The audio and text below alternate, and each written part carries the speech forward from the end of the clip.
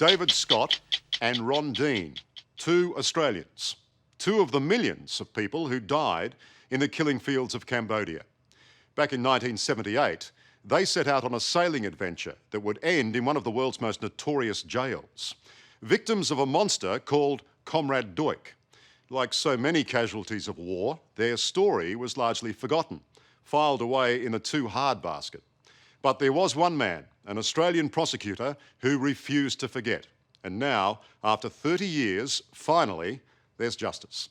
This month, an international tribunal delivers its verdict on the terrible crimes of Comrade Duch.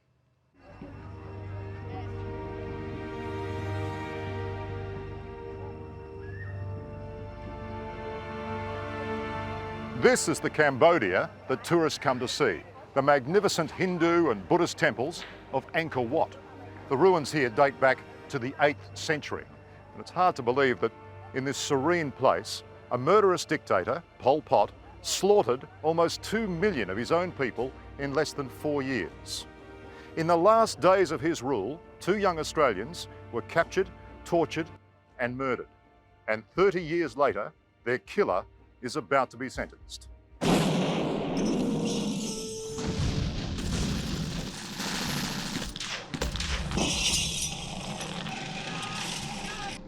Amidst the chaos and mass killing of Pol Pot's Cambodia in the 1970s, the tragic story of Australians David Scott and Ron Dean has been a forgotten footnote in history, until now.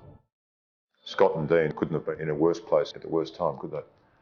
Absolutely not. And it would have been their worst nightmare. At the beginning, they probably thought that they would give their information and be released. But I think over time, as they heard the screams of torture, which would have been coming from around them, I think they realised that their fate would have been met.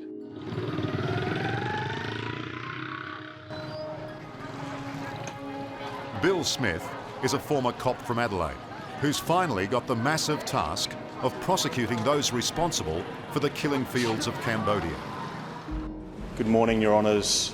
With Pol Pot long dead, his first target in the war crimes trial is Comrade Duch, the man who ordered the deaths of the 2 Australians and many, many more people.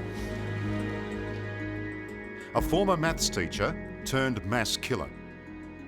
I couldn't think of a more obsessive person or a more obsessive criminal that I've ever come across. What do you mean by obsessive? He could run any big business today, but unfortunately, the business he was running was torturing and killing.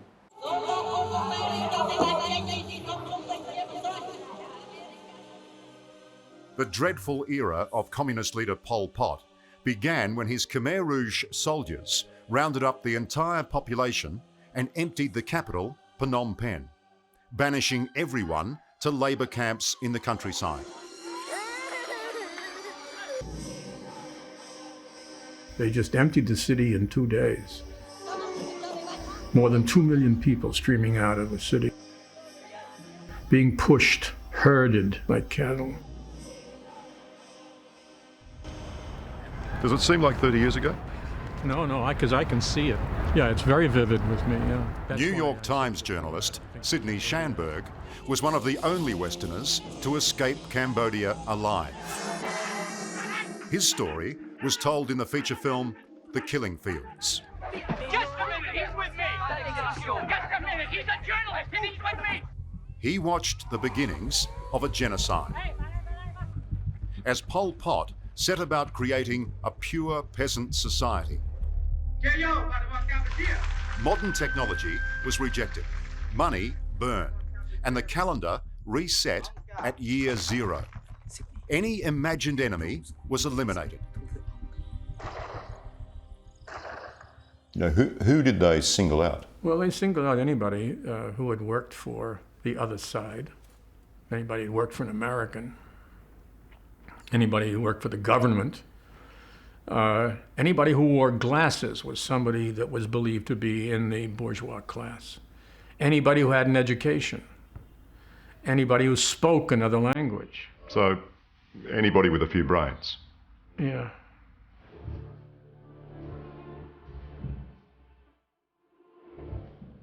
The outside world was unaware of the scale of the killing.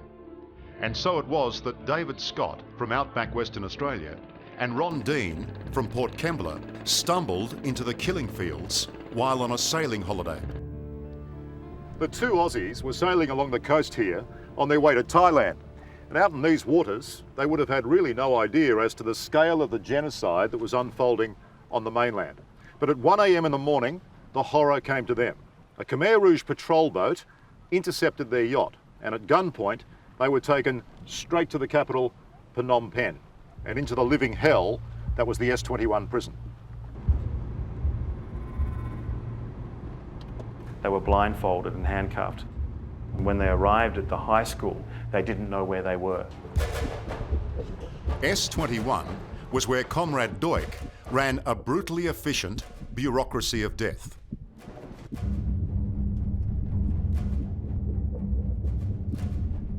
They were registered, photographed, basic biographical details taken. They would hear the screams of the tortures happening in a cell block down the road.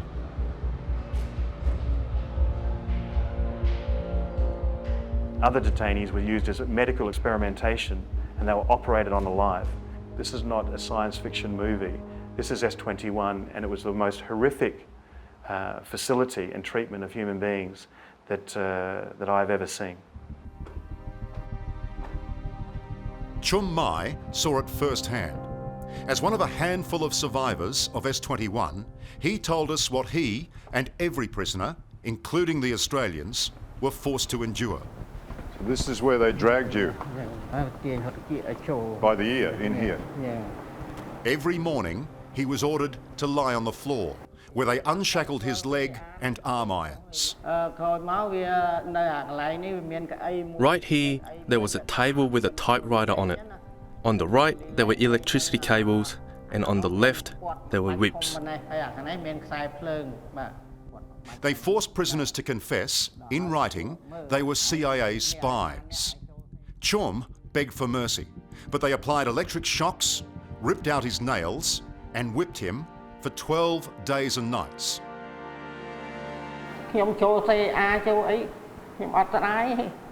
The electric shocks made me pass out twice. So they poured water on me and did it again. They kept asking me when did I join the CIA. And I kept saying, I'm not in the CIA. So you're sleeping here, and the Australian was sleeping at number 8. Another survivor of S-21, an artist, Bo Meng, was interned at the same time as Scott and Dean. And how long did you see him sleeping over there? Between interrogations, the prisoners slept crammed into a classroom, and Bo Meng recalls one Western man in the same room. So, Bo Meng, what did the Australian look like? He described a tall, skinny man with reddish-brown hair, most likely Dave Scott. Dave was in a hell beyond imagining. Before embarking on his sailing holiday, he'd worked as a roadie for a well-known Perth rock band called Bakery. We were a rock band, you know. While Dave was being tortured, I was either doing Cold Chisel's first album or Midnight Oil's first or second album.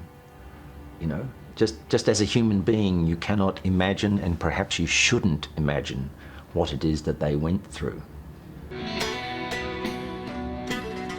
One of Australian music's most talented guitarists, Peter Walker, spent years trying to find out what they did go through.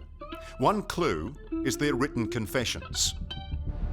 To avoid torture and postpone certain death, prisoners concocted elaborate stories of being CIA spies. But even in their darkest hours, Dave and Ron's larrikin streak shone through. There's a fair bit of humour in that confession of Dave's, isn't there? There is. You know, apparently he was trained by Mr. Magoo. One of the leading CIA operators or operatives that he dealt with was John Hopkins, who was actually the band's manager. The web that he spins shows a man who to us was a roadie in the band and a guy with long hair, but Inside was a very solid Aussie, of which I'm very proud to have known him. Remarkably, Dave's tormentor, Comrade Duch, freely admits all this took place. But you did nothing to stop those killings throughout the 3-year period. Your question is very clear. Yes, I did not stop it. Duch's guilt is proved beyond doubt by the meticulous records he kept. And most incriminating of all, the photographs of everyone he had killed. But look at this. How can this be a CIA? You know? Just a child. These are all children. All children. At one document showing that they killed 168 children in one morning. 168 in one morning, they killed all of them. At S21? Yes. Yuk Chang helped compile evidence for the court. Why would you kill a child anyway? Well, the Khmer Rouge have this kind of belief. If the father found guilty or regarded as an enemy, then the wife, the children, the grandparent, the cousin, the French also are related, and therefore they're not clean. They are all bad element. What possible threat could a child be? Purity, you know, to have a pure society, you don't want anyone associated with the enemy. At that time, my intention was to do the revolution to liberate the country, but Comrade Duch was pure evil. The way he dispatched thousands to the killing fields is compared with Hitler. And, like the Nazis, he pleaded the Nuremberg defense, that he was simply following orders. With my respect, Mr. President.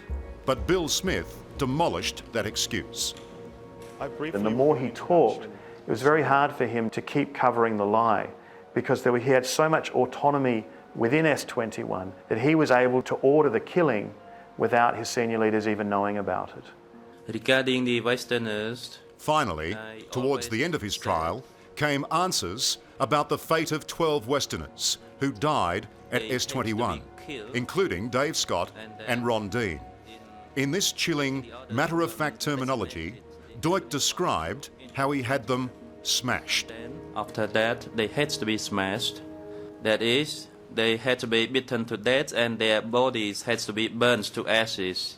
And that was the intention of the standing committee, not to leave any dead bodies or trace of those Westerners. More than likely, they were burnt at a location a few blocks down from S21 where they were set alight. Duch says they were killed before they were set alight.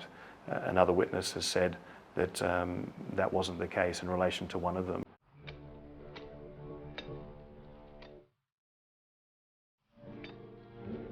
Dave and Ron were two among the millions who died under the Khmer Rouge tyranny. And now the war crimes trial is helping the nation to cleanse the soil of its devils once and for all. Bill Smith has 4 more war criminals to prosecute. But first, he wants Comrade Duch sentenced to 40 years jail, to rot there for the rest of his life. If Duch gets 40 years, he'll obviously die in prison. Are you happy with that? I'm happy with that. I mean, the crimes at S21 were so great and so grave, unless society says you cannot do that and you must be punished severely for it, it'll happen again and again and again. Hello, I'm Amelia Adams. Thanks for watching 60 Minutes Australia. Subscribe to our channel now for our brand new stories and exclusive clips every week. And don't miss out on our extra minute segments and full episodes of 60 Minutes on 9now.com.au and the 9Now app.